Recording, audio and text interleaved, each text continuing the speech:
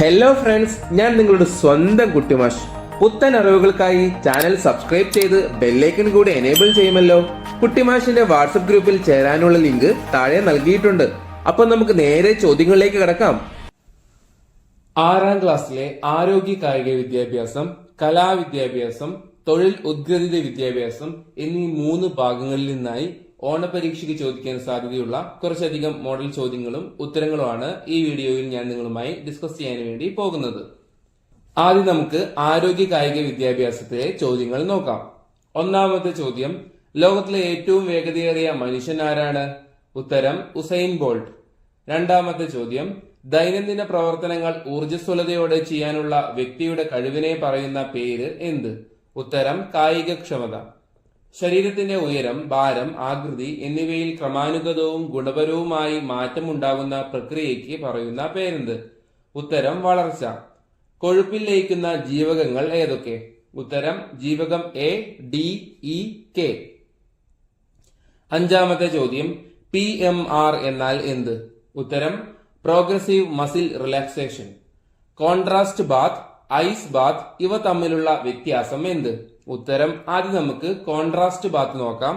ശരീരഭാരം ചൂടുവെള്ളത്തിലും തണുത്ത വെള്ളത്തിലും ഒരു പ്രത്യേക അനുപാതത്തിൽ 3:1 ഒന്നിടവിട്ട് മുക്കിവെക്കുന്ന ഒരു പ്രക്രിയയാണ് കോൺട്രാസ്റ്റ് ബാത്ത്. ഇനി നമുക്ക് ഐസ് ബാത്ത് എന്താണെന്ന് നോക്കാം. തണുത്ത വെള്ളത്തിൽ ശരീരം ഒരു നിശ്ചിത സമയം 10 മുതൽ 15 മിനിറ്റ് മുക്കിവയ്ക്കുന്നതിനെ ഐസ് ബാത്ത് എന്ന് പറയുന്നു. ഏഴാമത്തെ ചോദ്യം, പുനഃപ്രാപ്തി സമയം എന്നാൽ എന്ത്? കഠിനമായ കായിക പ്രവർത്തനങ്ങളിൽ ഏർപ്പെടുമ്പോൾ ഉണ്ടാകുന്ന തളർച്ചയിൽ നിന്നും പൂർവ്വസ്ഥിതി വീണ്ടെടുക്കാൻ ആവശ്യമായ കാലയളവാണ് പുനഃപ്രാപ്തി സമയം. എട്ടാമത്തെ ചോദ്യം, പുനഃപ്രാപ്തിയെ സ്വാധീനിക്കുന്ന വിവിധ ഘടകങ്ങൾ ഏതൊക്കെ?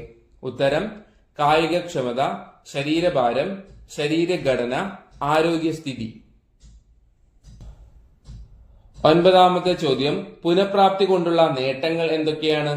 ഉത്തരം ശരീരപരിപാലനം, ഹോർമോൺ ബാലൻസ്, രോഗപ്രതിരോധ ശേഷി, ശാരീരിക മാനസിക ഉന്മേഷം, ഏകാഗ്രത.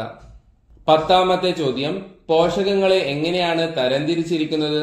ഉത്തരം സ്ഥൂല പോഷകങ്ങൾ, സൂക്ഷ്മ പോഷകങ്ങൾ, ഇങ്ങനെ രണ്ടായിട്ട് തരംതിരിച്ചിരിക്കുന്നു. 11ാമത്തെ ചോദ്യം, ഹരിത കർമ്മസേന കേരള സർക്കാർ രൂപീകരിച്ച വർഷം ഏത്? ഉത്തരം 2017.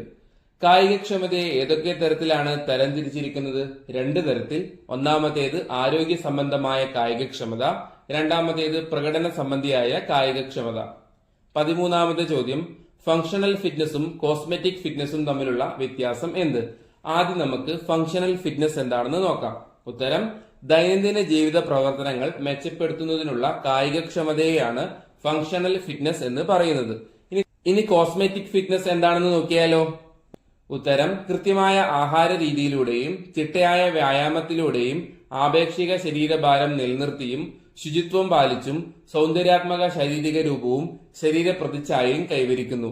ഇതിനെ കോസ്മെറ്റിക് ഫിറ്റ്നസ് എന്ന് പറയുന്നു. 14ാമത്തെ ചോദ്യം, വജ്രാസനത്തിന്റെ ഗുണങ്ങൾ എന്തൊക്കെ? ഉത്തരം കാൽമുട്ടുകൾക്ക് അയവും തുടയിലെ പേശികൾക്ക് ബലവും വർദ്ധിക്കുന്നു, നട്ടലിനെ നിവർത്തി ബലമുള്ളതാക്കുന്നു, ഏകാഗ്രത വർദ്ധിക്കുന്നു. 15ാമത്തെ ചോദ്യം, എന്താണ് ചലനാത്മക ശരീര സംസ്ഥിതി? ഉത്തരം ചലനാവസ്ഥയിൽ ശരീരാവയവങ്ങൾ ശരിയായി ചലിപ്പിക്കുന്ന രീതിയെ ചലനാത്മക ശരീര സംസ്ഥിതി എന്ന് പറയുന്നു. ഇനി നമുക്ക് കലാവിദ്യാഭ്യാസത്തിലെ ചോദ്യങ്ങൾ നോക്കാം. അതിലെ ഒന്നാമത്തെ ചോദ്യം, ഏതൊക്കെയാണ് പ്രാഥമിക വർണ്ണങ്ങൾ? ഉത്തരം ചുവപ്പ്, മഞ്ഞ, നീല. രണ്ടാമത്തെ ചോദ്യം, നിങ്ങൾ വരച്ച ചിത്രങ്ങളിലെ വ്യത്യസ്തമായ വരകളുടെ പേര് എഴുതുക. ഉത്തരം നേർരേഖ, ചെരിഞ്ഞ രേഖ, സിക്സാഗ് രേഖ, വളഞ്ഞ രേഖ, ചുരുൾ രേഖ. മൂന്നാമത്തെ ചോദ്യം, ഡച്ചുകാരനായ പോസ്റ്റ് ഇംപ്രഷനിസ്റ്റ് ചിത്രകാരൻ ആരാണ്? ഉത്തരം വിൻസെന്റ് വാൻഗോഗ്. നാലാമത്തെ ചോദ്യം, വിൻസെന്റ് വാൻഗോഗിന്റെ പ്രശസ്ത ചിത്രങ്ങളിൽ ഏതെങ്കിലും 2 പേര് എഴുതുക. Sunflowers, the potato eaters. അഞ്ചാമത്തെ ചോദ്യം, ചാർലി ചാപ്ലിന്റെ ആത്മകഥയുടെ പേരെന്ത്? ഉത്തരം മൈ ഓട്ടോബയോഗ്രഫി. ആറാമത്തെ ചോദ്യം, എന്താണ് തുടി? ഉത്തരം ഒരു കേരളീയ തുകൽവാദ്യമാണ് തുടി. ഏഴാമത്തെ ചോദ്യം, ചാർലി ചാപ്ലിന്റെ പ്രശസ്തമായ ചലച്ചിത്രങ്ങളുടെ പേര് എഴുതുക. ഉത്തരം the kid, the great dictator, city lights, modern times. അടുത്ത ചോദ്യം, വ്യത്യസ്ത തരത്തിലുള്ള ആനിമേഷനുകൾ ഏതെല്ലാം?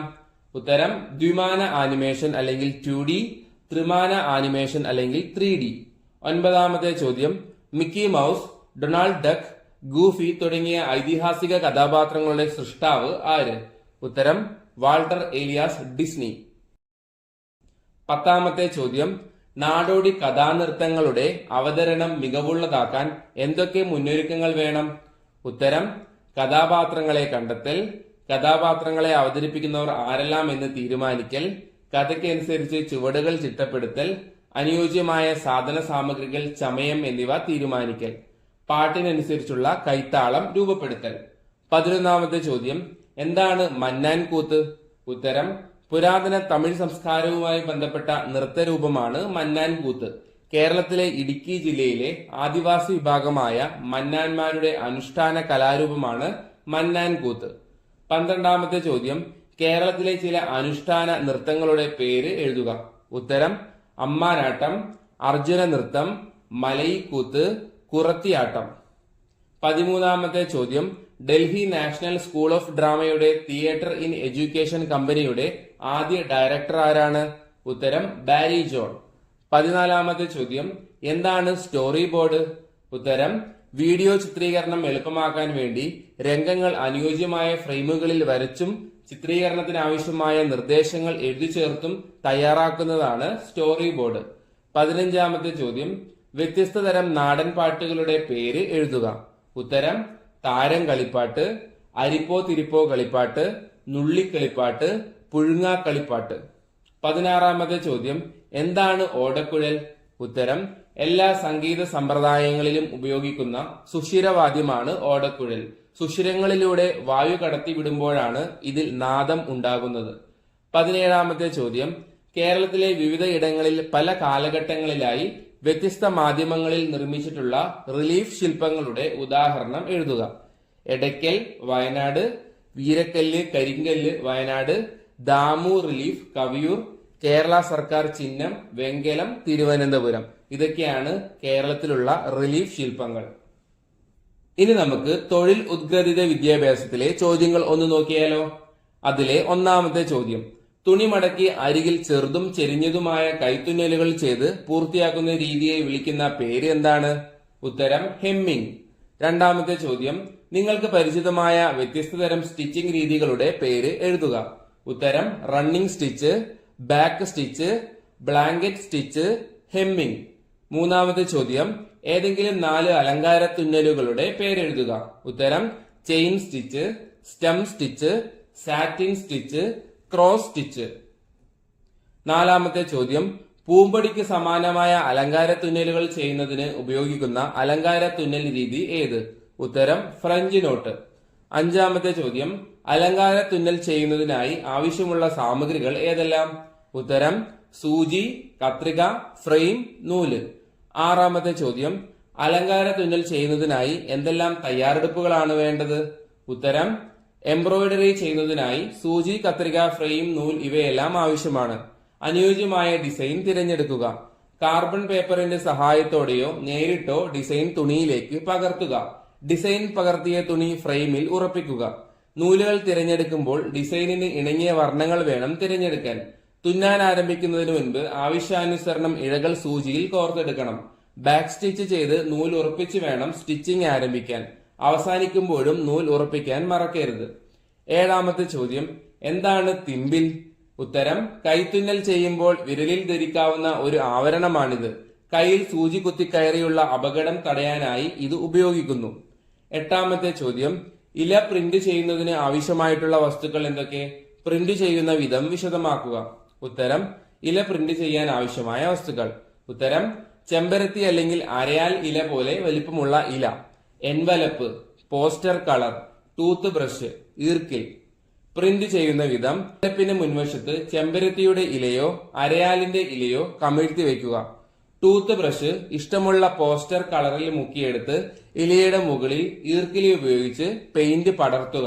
കളർ ഉണങ്ങാൻ അനുവദിച്ച ശേഷം ഇല എടുത്തു മാറ്റുക. 9ാമത്തെ ചോദ്യം, കവർ അല്ലെങ്കിൽ എൻവലപ്പ് നിർമ്മിക്കാൻ ആവശ്യമായ സാധനങ്ങൾ എന്തൊക്കെ? ഉത്തരം ആകർഷകമായ മാഗസിൻ പേപ്പറുകൾ അല്ലെങ്കിൽ A4 പേപ്പർ, സ്റ്റീൽ സ്കെയിൽ, കത്രിക, പശ. 10ാമത്തെ ചോദ്യം, എന്താണ് എംബ്രോയിഡറി മോട്ടീഫ്? തുന്നലിലൂടെ തുണി അലങ്കരിക്കാൻ ഉപയോഗിക്കുന്ന ലളിതമായ ഡിസൈൻ അല്ലെങ്കിൽ പാറ്റേൺ ആണ് എംബ്രോയിഡറി മോട്ടീഫ്. 11ാമത്തെ ചോദ്യം, എംബ്രോയിഡറി ചെയ്യുന്നതിനായി ഉപയോഗിക്കുന്ന വിവിധ തരത്തിലുള്ള ഫ്രെയിമുകളുടെ പേരെഴുതുക. ഉത്തരം റൗണ്ട് ഫ്രെയിം, ആരി വർക്ക് സ്റ്റാൻഡ്, സ്ക്വയർ ഫ്രെയിം. 12ാമത്തെ ചോദ്യം, നിങ്ങളുടെ വീടുകളിലെ മുറികളിൽ ഫർണിച്ചറും ഉപകരണങ്ങളും ക്രമീകരിക്കുമ്പോൾ എന്തെല്ലാം കാര്യങ്ങൾ പരിഗണിക്കണം? ഉത്തരം സ്വീകരണ മുറിയിൽ ഇരിപ്പിടങ്ങൾ ഒരുക്കുമ്പോൾ പരസ്പരം മുഖാമുഖം വരത്തക്ക വിധം ആയിരിക്കണം. ആയാസരഹിതമായി ഇരിക്കാൻ സാധിക്കണം. ലഭ്യമായ സ്ഥലത്തെ ഫലപ്രദമായി വിനിയോഗിക്കുന്നതാവണം. കിടപ്പുമുറി കിടക്ക, കട്ടിൽ, ഫാൻ, ടേബിൾ, തലയണ തുടങ്ങിയവ ആവശ്യമായ രീതിയിൽ ക്രമീകരിക്കണം. ഭക്ഷണം മുറി ടേബിൾ, അതായത് നമ്മൾ ഭക്ഷണം കഴിക്കുന്ന സ്ഥലത്തെ ഡൈനിങ് ടേബിള്, പാത്രം, ലൈറ്റ്, കസേര, ഫാൻ തുടങ്ങിയവ കൃത്യമായി ഉണ്ടായിരിക്കണം, അല്ലെങ്കിൽ അത് കൃത്യമായി ക്രമീകരിക്കണം. അടുക്കളയിലെ പാത്രങ്ങൾ, ഗ്യാസ്, ഫ്രിഡ്ജ്, പൈപ്പ് ഇവയൊക്കെ കൃത്യമായി അടുക്കി വെച്ചിരിക്കണം. 13ാമത്തെ ചോദ്യം, ബാക്ക് സ്റ്റിച്ച് എന്നാൽ എന്ത്? ഉത്തരം മെഷീൻ തുന്നലിന് പകരമായി ഉപയോഗിക്കുന്ന കൈത്തുന്നലാണ് ബാക്ക് സ്റ്റിച്ച്. ഏറ്റവും ഉറപ്പുള്ള തുന്നലുകളിൽ ഒന്നാണിത്. 14ാമത്തെ ചോദ്യം, എംബ്രോയിഡറി ചെയ്യുന്നതിന് ആവശ്യമായ വിവിധതരം സൂചികളുടെ പേരെഴുതുക. ഉത്തരം എംബ്രോയിഡറി നീഡിൽ, ആരി വർക്ക് നീഡിൽ, പഞ്ച് നീഡിൽ. 15ാമത്തെ ചോദ്യം, എംബ്രോയിഡറി മോട്ടീഫുകൾക്ക് ഉദാഹരണം എഴുതുക. ഉത്തരം പൂക്കൾ, മൃഗങ്ങൾ, ജാമീതീയ രൂപങ്ങൾ, ചിഹ്നങ്ങൾ.